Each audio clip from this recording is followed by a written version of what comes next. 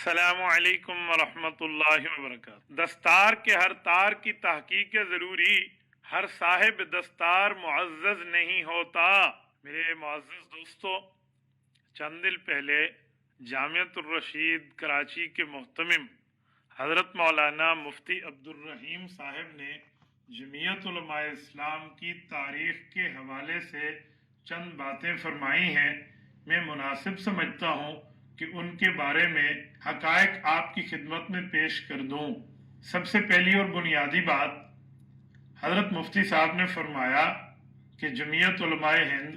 حضرت شیخ الہند مولانا محمود حسن رحمۃ اللہ تعالی علیہ نے بنائی، اور یہ جمعیت علماء اسلام وہ جمعیت علماء نہیں ہے، یہ ایک اور جمعیت علماء ہے جس کی بنیاد حضرت علامہ شبیر احمد عثمانی رحمۃ اللہ علیہ نے رکھی۔ میں حقائق شروع کرنے سے پہلے بڑے ادب کے ساتھ مولانا مفتی عبدالرحیم صاحب کی خدمت میں یہ گزارش پیش کر رہا ہوں کہ حضرت مفتی صاحب، آپ کا جمعیت علماء اسلام سے کوئی تعلق نہیں ہے۔ آپ جمعیت علماء اسلام کے بارے میں لب کشائی کیوں فرما رہے ہیں؟ کیا اکابر کی جو 100 سالہ تاریخ ہے، انہوں نے اس طرح جو تفریقوں کو اور جدائی کے معاملات کو پیش فرمایا؟ جب آپ کا جمعیت علماء اسلام میں رکنیت کا معاملہ نہیں ہے، عہدے کا معاملہ نہیں ہے، منصب کا معاملہ نہیں ہے، آپ جمعیت علماء اسلام میں عملی طور پر شامل تک نہیں ہیں، تو آپ جمعیت علماء کے بارے میں یہ بات کیوں ارشاد فرما رہے ہیں؟ آپ اپنی پوزیشن واضح فرمائیں، اپنے بارے میں بات فرمائیں۔ جمعیت علماء اسلام کوئی لاوارث جماعت نہیں ہے، جمعیت علماء اسلام کا ایک تابناک ماضی ہے، جمعیت علماء اسلام کا روشن حال اور مستقبل ہے۔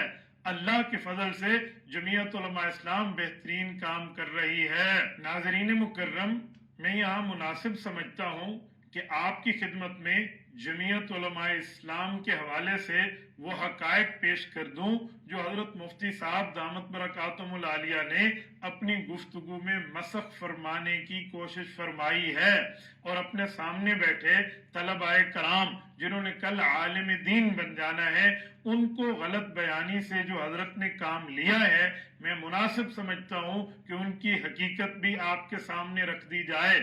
جمعیت علماء اسلام کوئی عام جماعت نہیں ہے، بلکہ جمعیت علماء اسلام اکابر کی جد و جہد کی ایک کڑی ہے۔ حضرت مولانا مفتی عبدالرحیم صاحب اس گفتگو کرنے سے پہلے اگر مفتی اعظم پاکستان، مفکر اسلام حضرت مولانا مفتی محمود نور اللہ مرکزہ کی تحریر کو پڑھ لیتے جو انہوں نے جمعیت علماء اسلام کے دستور کے مقدمے میں تحریر فرمائی تھی، جو 1968 میں چھپ کے آیا تھا، حضرت اگر اس کو دیکھ لیتے تو کبھی ایسی غلط بیانی سے شاید کام نہ لیا جاتا، یا حضرت نے اگر پڑھا ہے تو پھر کوئی تغافل کا معاملہ ہوگا، اللہ بہتر جانتا ہے، لیکن میں آپ کے سامنے یہ حقائق رکھنا مناسب سمجھتا ہوں۔ حضرت مولانا مفتی محمود رحمۃ اللہ علیہ وہاں اس پورے معاملے کی حقیقت بیان فرماتے ہیں کہ جو جمعیت علماء ہند ہے یا جمعیت علماء اسلام پاکستان ہے، ان کا معاملہ کیا ہے۔ میں آپ کی خدمت میں بہتر سمجھتا ہوں کہ شروع سے ہی بات پیش کر دوں۔ انہوں نے صرف یہ بات نہیں کی کہ حضرت شیخ الہند رحمۃ اللہ علیہ کا معاملہ یہ اور فلاں معاملہ یہ، بلکہ انہوں نے جمعیت علماء اسلام کی ابتدا کو تو حضرت مجدد الفسانی شیخ احمد سرہندی رحمۃ اللہ تعالی علیہ کی مسائی جمیلہ سے جوڑا ہے۔ وہ تو مستقل طور پہ بات فرماتے ہیں۔ میں حضرت کی گفتگو سے پہلے اپنے لفظوں میں آپ کی خدمت میں رکھنے لگا ہوں۔ حضرت مفتی محمود نور اللہ مرکزہ کے بتانے کا مقصد یہ ہے کہ یہ جمعیت علماء اسلام ہمارے پاس گزشتہ اکابر کی محنت کا سرچشمہ، ان کی دی ہوئی امانت، اسی تسلسل کی ایک کڑی ہے۔ مفتی عبدالرحیم صاحب،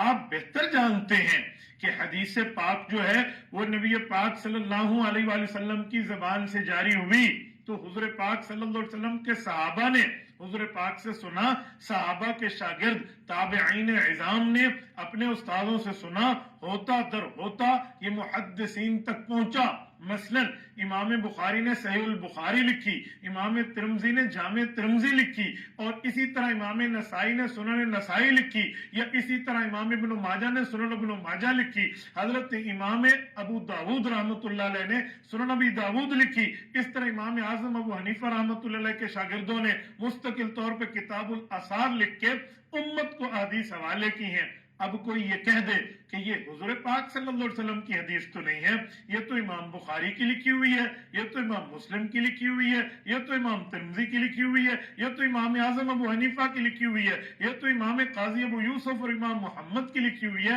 ہم کہیں گے جی نہیں، فرمانا حضور کا ہے، واسطے در واسطے سے یہ چیز یہاں تک پہنچی ہے، ہاتھ در ہاتھ یہ امانت اس کتاب تک پہنچی ہے اور اب امت تک جا رہی ہے۔ جمعیت علماء اسلام بھی اکابر کی امانت، جمعیت علماء اسلام بھی اکابر کی محنت، جمعیت علماء اسلام بھی اکابر کی محنت کا سرچشمہ ہاتھ در ہاتھ، نسبت در نسبت، عالم در عالم، سینہ بسینہ، سفینہ بسفینہ ہم تک پہنچی، حضرت مفتی محمود نور اللہ مرکزہ تک پہنچی، حضرت علامہ شبیر احمد عثمانی تک پہنچی، شیخ الہند کے واسطے سے جو آج قائد ملت اسلامیہ، امام انقلاب حضرت مولانا فضل الرحمان حافظہ الرحمان جس جماعت کو لے کر چل رہے ہیں، یہ وہی اکابر کی محنت کی تسلسل کا معاملہ ہے۔ اگر اس دستور کے مقدمے کو گہرائی سے سمجھا جائے تو حضرت مفتی محمود نور اللہ مرکزہ وہاں تحریر فرماتے ہیں کہ حضرت مجدد الفسانی رحمت اللہ تعالی علیہ کی یہ محنت ہاتھ در ہاتھ، یہ تحریک، یہ تربیت، یہ ان کا پورا معاملہ اکابر کے واسطے سے ہوتا ہوا حضرت شاہ ولی اللہ محدث دہلوی رحمت اللہ علیہ، شاہ عبد العزیز محدث دہلوی رحمت اللہ علیہ تک پہنچا، اور پھر وہیں سے آگے حضرت مولانا قاسم العلوم والخیرات، مولانا محمد قاسم نانوتوی، حضرت مولانا امداد اللہ مہاجر مکی، حضرت مولانا رشید احمد گنگوہی نور اللہ مراقدہم، ان تک پہنچا، اور ان سب سے حضرت شیخ الہند تک آیا۔ گویا شیخ الہند جس جمعیت علماء کی بنیاد رکھ رہے ہیں تو اپنی طرف سے نہیں رکھ رہے، یہ حضرت شاہ ولی اللہ محدث دہلوی کی امانت، یہ حضرت مجدد الفسانی کی امانت، حضرت مولانا قاسم نانوتوی کی کڑھن، مولانا رشید احمد گنگوہی کا جذبہ، حضرت مولانا حاجی امداد اللہ مہاجر مکی کی دعاؤں کا ثمرہ ہے۔ پھر یہ جمعیت علماء حضرت شیخ الہند رحمت اللہ علیہ کی انقلابی سوچ، عملی تحریک، اصلاحی تحریک جو حضرت شیخ الہند رحمت اللہ تعالی علیہ سے چلی، پھر ان کے شاگردوں تک منتقل ہوئی ہے۔ شیخ العرب والعجم حضرت مولانا سید حسین احمد مدنی رحمت اللہ علیہ، اسی طرح حضرت مولانا مفتی کفایت اللہ دہلوی، مفتی اعظم متحدہ ہندوستان، ان کے تک آئی۔ پھر ان کے شاگردوں میں حضرت مولانا عبد القادر تقی پوری، حضرت مولانا شبیر احمد عثمانی رحمت اللہ علیہ، حضرت مولانا اشرف علی تھانوی رحمت اللہ علیہ، حضرت مولانا محمد الیاس دہلوی رحمت اللہ علیہ، حضرت مولانا شاہ محمد امروٹی رحمت اللہ علیہ، حضرت مولانا حماد اللہ علیجوی رحمت اللہ علیہ۔ ان جیسے اکابر نے اپنے استاد حضرت شیخ الہند کی تحریک کو اپنی ترتیب کے ساتھ، اپنے عمل کے ساتھ، اپنے واعظ کے ساتھ، اصلاحی ترتیب کے ساتھ بر صغیر میں وہ انقلابی کام کیے ہیں جس کی بدولت انگریز کو اس خطے کو چھوڑ کے جانا پڑا اور انگریزی استعمار، انگریزی سامراج کا جنازہ نکلا اور یہ خطہ انگریز کی تسلط سے پاکیزگی حاصل کر چکا۔ حضرت مفتی عبد الرحیم صاحب نے یہاں بھی بات ٹھیک نہیں فرمائی، بلکہ حقیقت یہ ہے کہ حضرت شیخ الہند رحمت اللہ علیہ کی اس امانت کو ان کے مایہ ناز شاگرد علامہ شبیر احمد عثمانی رحمت اللہ تعالی علیہ نے باقاعدہ امت تک منتقل کیا ہے۔ علامہ شبیر احمد عثمانی کوئی عام بندے نہیں ہیں، یہ تفسیر عثمانی دیکھ لیجئے تو حضرت شیخ الہند سے ان کی عقیدت، تلمذ، محبت، پیار کا تعلق نظر آتا ہے۔ لیکن یہاں پر ایک معاملہ یہ ہوا کہ جب حضرت شیخ الہند رحمت اللہ علیہ اس دنیا سے تشریف لے گئے اور تقسیم ہند کا وقت آیا تو ہمارے اکابر کی دو رائے ہو گئی۔ اکابر میں ایک رائے یہ تھی کہ ہم متحدہ ہندوستان میں رہ کے کام کریں گے، اکابر کی دوسری رائے یہ اکابر میں دوسری رائے یہ تھی کہ جی نہیں، تقسیم ہند کے ذریعے کام کیا جائے گا، تو اکابر کی یہ ترتیب چلتی رہی۔ حضرت علامہ شبیر احمد عثمانی رحمت اللہ علیہ نے اپنی تقسیم ہند کی رائے کی مضبوطی کے لیے جماعت قائم فرمائی۔ جمعیت علماء ہند سے اس کو الگ درجے کا امتیاز یوں دیا، ورنہ مشن ایک تھا، فرمایا اس کا نام ہوگا جمعیت علماء اسلام۔ اگر آپ تاریخ کو مسخ نہ کریں اور تاریخ کے اوراق دیکھیں تو اس میں واضح موجود ہے کہ تقسیم سے 2 سال پہلے 1945 سے لے کر 1949 13 دسمبر تک، جب تک حضرت علامہ شبیر احمد عثمانی زندہ رہے، وہ جمعیت علماء اسلام کے امیر رہے۔ یہاں یہ بات بھی ملحوظ خاطر رہے کہ حضرت مولانا شبیر احمد عثمانی رحمت اللہ علیہ نے جو جمعیت علماء اسلام کی بنیاد رکھی، یہ حضرت شیخ الہند رحمت اللہ تعالی علیہ کی تحریکی جماعتوں کا تسلسل تھا، اور وہی تسلسل چلتا چلتا آج حضرت مولانا فضل الرحمان کے پاس پہنچا۔ اسے کہتے ہیں اکابر کی امانت ہاتھ در ہاتھ حضرت مولانا فضل الرحمان کے پاس پہنچی ہے۔ جب حضرت علامہ شبیر احمد عثمانی رحمت اللہ علیہ اس دنیا سے تشریف لے گئے تو 6 سال تک جمعیت علماء اسلام کا کوئی باضابطہ امیر نہیں تھا۔ جب اکابر نے یہ معاملہ دیکھا کہ اب اس جماعت کا باقاعدہ کوئی امیر بھی نہیں ہے، تو تمام ملت پاکستان کے اکابر اکٹھے ہوئے اور اس جماعت کو باقاعدہ فعال کرنے کی تحریک چلائی، اور اس جماعت کی قیادت جن کو سونپی گئی، جن کو امیر بنایا گیا، حضرت امام الہدا شیخ التفسیر ولی کامل حضرت مولانا احمد علی لاہوری رحمت اللہ علیہ ہیں، وہ ان کے امیر بنے، اور ان کے ساتھ جو ان کے ناظم اعلیٰ بنے وہ حضرت مولانا احتشام الحق تھانوی رحمت اللہ علیہ تھے۔ حضرت مولانا مفتی محمود رحمت اللہ علیہ ان کے نائب امیر رہے، اور یہ بھی یاد رہے کہ حضرت مولانا احمد علی لاہوری رحمت اللہ تعالی علیہ جمعیت علماء ہند صوبہ پنجاب کے امیر تھے۔ جب یہ جمعیت علماء اسلام پاکستان کے امیر بنے تو اب سوال ہی ختم ہو گیا کہ جمعیت علماء ہند الگ ہے اور جمعیت علماء اسلام الگ ہے۔ کیوں؟ جمعیت علماء ہند پنجاب کا امیر جمعیت علماء اسلام پاکستان کی امارت قبول کر رہا ہے، تو پتہ چلا جمعیت علماء اسلام اسی جمعیت علماء ہند کا تسلسل ہے۔ حضرت مفتی محمود رحمت اللہ علیہ حضرت مولانا احمد علی لاہوری رحمت اللہ علیہ کے ساتھ جنرل سیکرٹری بھی رہے،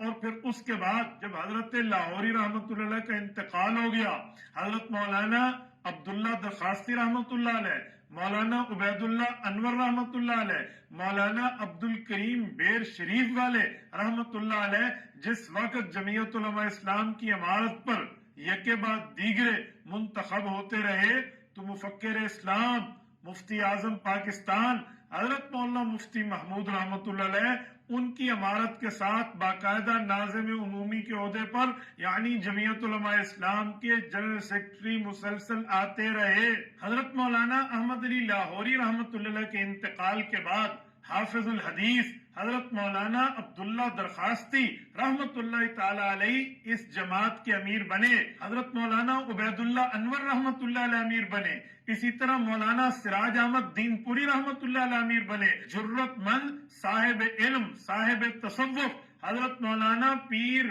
عبد الکریم بیر شریف والے سندھ والے وہ ان کے امیر بنے۔ حضرت مولانا مفتی محمود نور اللہ مرکزہ کے انتقال کے بعد حضرت مولانا فضل الرحمان باقی یکے بعد دیگرے امرائے جمعیت کے ساتھ جنرل سیکرٹری بنتے رہے۔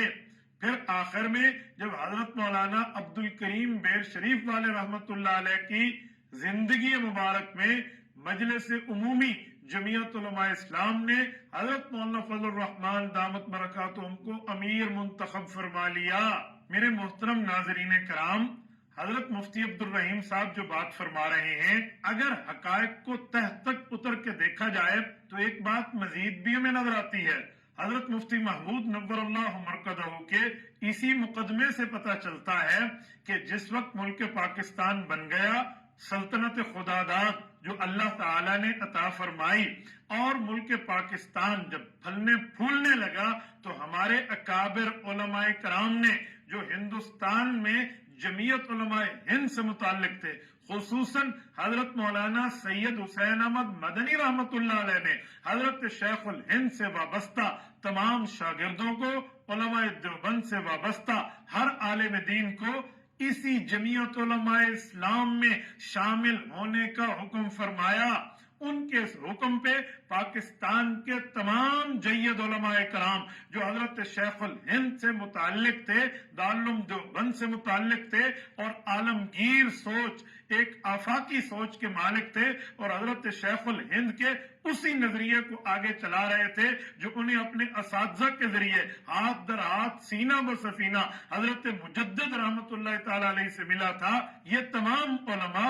इस फिक्र के और सोच के मालिक जमीयत उलमा इस्लाम में शामिल हो गए और जमीयत उलमा इस्लाम के परचम में नब्वी को थामा और थाम कर इन्होंने अपनी जिद्दोजहद शुरू फरमा दी। कुल इतनी सी ही बात थी, जो इख्तलाफ की बात थी तो वो इतनी थी कि तकसीम हिंद हो या तकसीम हिंद न हो। तकसीम हिंद हो गया, उसके बाद जमीयत उलमा इस्लाम अपनी उसी तरतीब के साथ आबोताब के साथ चलना शुरू हो गई है और आप फरमा रहे हैं ये जमीयत उलमा और है, वो जमीयत उलमा और है। अगर ऐसी बात होती, इन दोनों जमीयतों का आपस में कोई इख्तलाफ होता, तो मैं आपसे एक तारीखी सवाल करने लगा हूं जिसका जवाब जमीयत उलमा इस्लाम के मुखालिफिन की बस की बात नहीं है। आप मुझे बताएं, आज की तारीख में इस वक्त नवंबर 2025 चल रहा है, क्या हो सकता है आपके पास इसका सबूत कि पूरे हिंदुस्तान में कोई जमीयत उलमा इस्लाम की शाख मौजूद है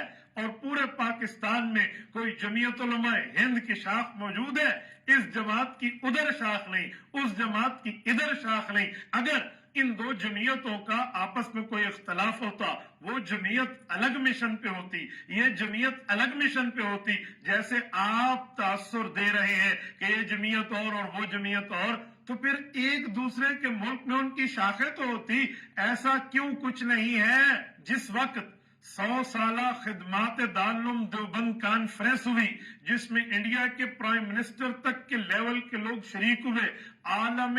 इस्लाम से तमाम मुसलमान आलम के चीदा चीदा अफराद ने उसमें शिरकत फरमाई, तो यही जमीयत उलमा इस्लाम पाकिस्तान थी जिनको जमीयत उलमा हिंद ने दावत देकर इज्जत के साथ बुलाया। हजरत मुफ्ती महमूद नव्वरल्लाहु मरकदहू वहां तशरीफ ले गए, बाकी जुमला उलमाए कराम वहां तशरीफ ले गए। वहां पर हजरत मुफ्ती महमूद नव्वरल्लाहु मरकदहू का जब ऐलान हुआ तो अल्फाज ये थे, पाकिस्तान में मुस्तकबिल का हुक्मरान मौलाना मुफ्ती महमूद आपसे मुखातिब होने लगे हैं। तो उस जमीयत उलमा हिंद ने इस जमीयत उलमा इस्लाम को अपने गले से लगाया। क्यों? इन दोनों की सोच, फिक्र, जिद्दोजहद एक थी। हजरत मौलाना, जो तासुर आपने दिया है ये तासुर सरासर गलत है। इससे भी आगे आइए, जब 150 साल खिदमात दारुल देवबंद कॉन्फ्रेंस हुई, आपको याद हो या ना हो, लेकिन हमें याद है ये जरा अप्रैल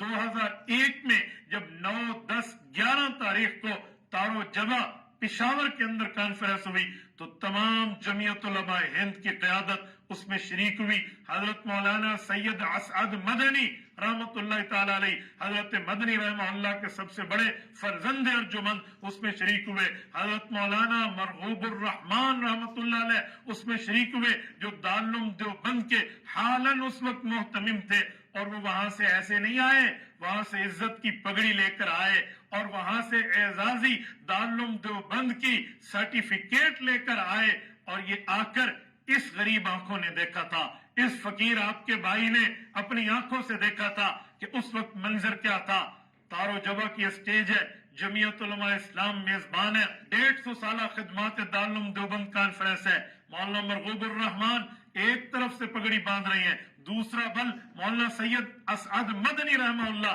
हजरत मौलाना फजलुर रहमान के सर पे बांध रहे हैं और मौलाना को फाजिल देवबंद होने की एजाजी सर्टिफिकेट दे रहे हैं। کیا یہ تاریخ کا حصہ نہیں ہے؟ اگر یہ دو جمعیتیں الگ ہیں تو اس جمعیت نے اس جمعیت کو، اس جمعیت نے اس جمعیت کو تسلیم کیوں کیا؟ ایک دوسرے کے مہمان خصوصی کے طور پہ ایک دوسروں کو عزت کی دعوت کیوں دی؟ مشن کو ایک کیوں کہا گیا؟ اور پھر مولانا دارالعلوم دیوبند پڑھنے نہیں گئے، اعزازی سرٹیفکیٹ وہاں کی دی ہے، حضرت مولانا کے سر پہ آ کے پگڑی باندھی، اعتماد کا اظہار فرمایا ہے۔ آپ کیسے اپنے طلباء کو تاثر دے سکتے ہیں؟ حضرت مولانا آپ کیسے فرما سکتے ہیں کہ آپ اس معاملے میں فیصل بن جائیں اور آپ فرمائیں یہ جمعیت علماء اور ہے، وہ جمعیت علماء اور ہے؟ اور میں بہت حیران ہوں، اس کے بعد بھی پارسائی کا دعویٰ یہ کہ آپ فرما رہے ہیں غلط بات چل جاتی ہے تو اس کو سنبھالنا بہت مشکل ہو جاتا ہے، آج کل بڑی مشکل ہو گئی ہے، ہائی لیول کی سطح پہ باتیں ہو رہی ہیں۔ یہ سنیں آپ نے کیا ارشاد فرمایا،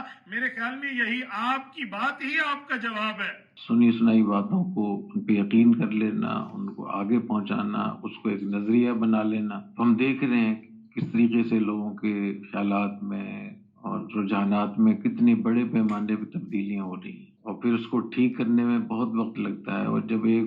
پروپیگنڈا شروع ہو جاتا ہے تو پھر اس کا ایک ماحول بن جاتا ہے، اس کا ایک کلچر بن جاتا ہے۔ معزز دوستو، جب حضرت مولانا عبد الکریم بیر شریف والے رحمت اللہ تعالی علیہ اس دھرتی پہ زندہ سلامت موجود تھے تو حضرت کی زندگی میں ہی جمعیت علماء اسلام کا سب سے مضبوط فورم مرکزی مجلس عمومی نے قائد ملت اسلامیہ کا انتخاب کیا اور حضرت مولانا فضل الرحمان کو جمعیت علماء اسلام کا مرکزی امیر طے فرما دیا۔ معزز ناظرین کرام، قائد ملت اسلامیہ، امام انقلاب حضرت مولانا فضل الرحمان حافظ الرحمان ایک عجیب بات ارشاد فرماتے ہیں کہ یہ ان بزرگوں کے اخلاص کی دلیل تھی کہ تقسیم ہند کے بعد جو علماء کرام وہاں پر جمعیت علماء اسلام کے ساتھ کام کر رہے تھے وہ ادھر جمعیت علماء ہند سے وابستہ ہو گئے، اور جو یہاں جمعیت علماء ہند کے ساتھ کام کر رہے تھے وہ جمعیت علماء اسلام کے ساتھ وابستہ ہو گئے۔ یہ ان اکابر کے اخلاص کی، للہیت کی اور اپنے کاز مشن موقف جو حضرت شیخ الہند رحمت اللہ علیہ کا دیا ہوا تھا اس کے ساتھ مخلص ہونے کی دلیل ہے۔ حضرت مولانا عبد الرحیم صاحب، آپ نے ارشاد فرمایا کہ حضرت شیخ الہند رحمت اللہ علیہ نے جمعیت علماء ہند کی بنیاد آزادی ہند کی وجہ سے رکھی، حالانکہ حقائق میں اگر دیکھا جائے تو جمعیت علماء ہند کے اغراض و مقاصد میں ایسی کوئی بات موجود نہیں ہے۔ اگرچہ یہ مسئلہ اس وقت درپیش ضرور تھا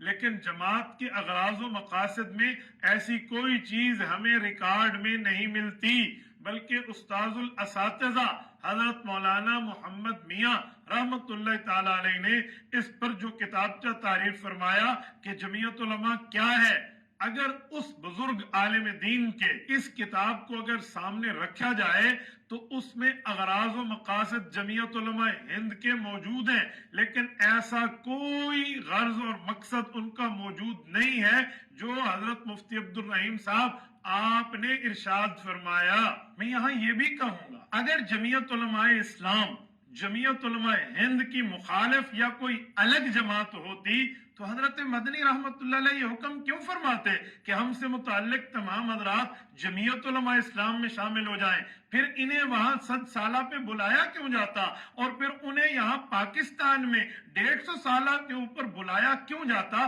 اس کی وجہ کیا ہے؟ مولانا پھر صرف یہاں تک نہیں ہے بلکہ اس سے بھی آگے دیکھیے، اس وقت 2017 میں جس کی ویڈیوز، جس کے دلائل، جس کے پروف آج بھی دنیا میں آپ کے سامنے چیخ چیخ کر آپ کو بتا رہے ہیں کہ جب 2017 میں جمعیت علماء اسلام نے 100 سالہ تاریخ پہ 100 سالہ جشن منایا اور یہ ازاخیل ضلع نوشیرہ صوبہ خیبر پختونخوا میں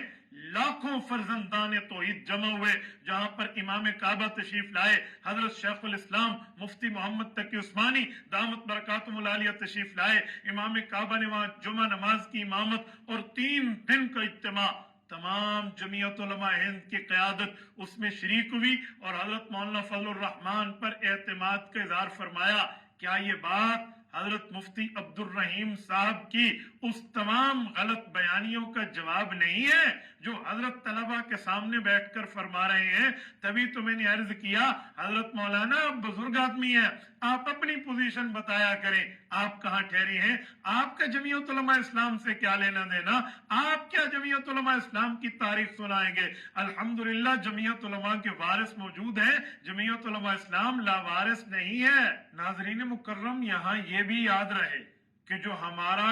100 سالہ جمعیت علماء کا اجتماع ہوا ہے, یہ صرف جمعیت علماء اسلام کا معاملہ نہیں. اگر یہ صرف جمعیت علماء اسلام کا معاملہ ہوتا تو اس کو تو 100 سال پورے نہیں ہوئے. یہ دراصل جمعیت علماء کا 100 سالہ تھا. یہ جمعیت علماء اسلام جمعیت علماء ہند کا تسلسل تھی, اس لیے جمعیت علماء کا 100 سالہ منایا گیا. اس پر دارالعلوم دیوبند کے حضرات تشریف لائے, جمعیت علماء ہند کے اکابرین تشریف لائے, حضرت مدنی رحمت اللہ تعالی علیہ کے باقاعدہ اولاد میں ان کے نسبی, ان کے علمی, ان کے تاریخی ورثاء تشریف لائے اور انہوں نے یہاں خطابات کیے. مجھے بتائیں اگر جمعیت علماء اسلام جمعیت علماء ہند کا تسلسل نہیں تھی یا یہ الگ الگ معاملہ تھا تو یہ ذمہ دار جمعیت علماء ہند کے, یہ حضرت مدنی رحمت اللہ علیہ کے چشم و چراغ, حضرت مدنی رحمت اللہ علیہ کے خاندانی چشم و چراغ اور دارالعلوم دیوبند کے حضرات یہ تشریف یہاں کیوں لائے؟ کیوں؟ انہیں تو پتا تھا کہ یہ ہماری ہی جماعت کا تسلسل ہے, یہاں ہند اور اسلام کا فرق نہیں تھا, اس لیے وہ حضرات تشریف لائے, اس کی سرپرستی فرمائی اور اس میں باقاعدہ شریک ہوئے. یہ بات ثابت کر رہی ہے کہ جمعیت علماء ہند اور جمعیت علماء اسلام کے معاملے کو الگ الگ پیش کرنا, دراصل جمعیت علماء ہند اور جمعیت علماء اسلام میں باقاعدہ تفریق ڈالنے کی سازش ہے. وہ تو اس کو اپنا تسلسل سمجھتے ہیں اور ہم یہاں بیٹھ کے اپنی باتیں پیش کر رہے. اس کی مثال ایسے ہے جیسے کوئی پنجاب کا بندہ بیٹھ کے یوگنڈا کی تاریخ لکھنا شروع کر دے. بھئی جب وہ لوگ موجود ہیں وہ اپنی تاریخ خود بتائیں گے. تو جمعیت علماء ہند اکابر دارالعلوم دیوبند اس معاملے کو اپنا تسلسل جانتے ہیں کہ جمعیت علماء اسلام ہمارا تسلسل ہے, تبھی تو وہ آئے اور اس میں آ کر انہوں نے بیانات فرمائے. ناظرین مکرم, آخر میں یہ بات کہتے ہوئے آپ سے اجازت لیتا ہوں, جمعیت علماء ہند کا کوئی انٹرنیشنل سطح کا پروگرام ہو تو وہاں پر مہمان خصوصی چیف گیسٹ قائد ملت اسلامیہ حضرت مولانا فضل الرحمان ہوتے ہیں. اسی طرح جمعیت علماء اسلام کا کوئی انٹرنیشنل پروگرام ہو تو ان کے چیف گیسٹ جمعیت علماء ہند کے ذمہ دار ہوتے ہیں. کیوں یہ معاملہ ایسا کیوں ہے؟ اسی لیے کہ دونوں کا مشن ہے, دونوں کی جماعتیں ہیں, دونوں کا پروگرام ہے, دونوں کی تحریک ہے, دونوں کی جد و جہد ہے, یہ ایک رہیں گے. وہ کہتے ہیں نا ایک کے یہ نہ مننے او کبھی شے ہے. میرے دوستو, اس سے اندازہ لگا لیں کہ جمعیت علماء اسلام اور جمعیت علماء ہند کے پروگرام میں کتنی مماثلت ہے. میں اس کے ساتھ ایک اور بات بھی کروں, اگر جمعیت علماء ہند انٹرنیشنل سطح کا پروگرام کرے تو حضرت قائد ملت اسلامیہ مولانا فضل الرحمان ان کی اسٹیج پر چیف گیسٹ کے طور پہ موجود ہوتے ہیں. چاہے دلی کا یادگار گراؤنڈ رام لیلا گراؤنڈ ہو یا دارالعلوم دیوبند کی مسجد میں جمعہ کی خطابت ہو, جمعہ کی امامت ہو, تو حضرت مولانا فضل الرحمان وہاں فرما رہے ہوتے ہیں. یہ انٹرنیشنل پروگرام میں چیف گیسٹ کے طور پہ شریک ہوتے ہیں. کیوں؟ یہ جو سلسلہ چلا تھا قاسم العلوم والخیرات, بانی دارالعلوم دیوبند, حجت الاسلام والمسلمین, حضرت امام الکبیر مولانا محمد قاسم النانوتوی رحمت اللہ علیہ تک وہی سلسلہ, وہی پرچم, وہی تحریک, وہی مشن, وہی جد و جہد اور وہی کاز مولانا فضل الرحمان حافظہ الرحمان لے کر چل رہے ہیں. اللہ رب العزت ہمیں اپنے اکابر پر اعتماد عطا فرمائے اور اللہ رب العزت جمعیت علماء اسلام کو یوں مزید پھلتا اور پھولتا فرمائے. جزاکم اللہ تعالی. السلام علیکم ورحمۃ اللہ وبرکاتہ.